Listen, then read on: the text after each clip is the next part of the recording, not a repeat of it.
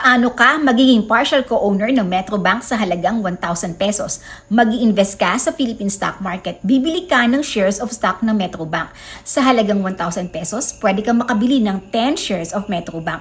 Kasi as of August 20, 2025, ang market price per share ng Metrobank ay 70.95. So, yung 1,000 pesos mo i-divide mo sa 70.95, that's 14.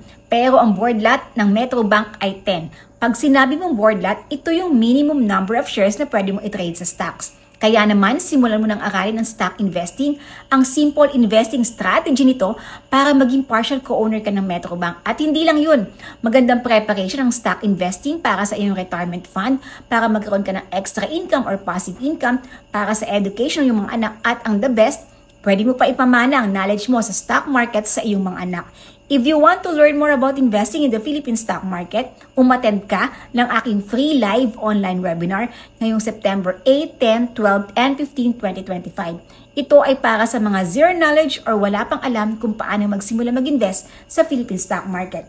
Ilalagay ko yung link dito at sa comment section para makapag-register ka na agad.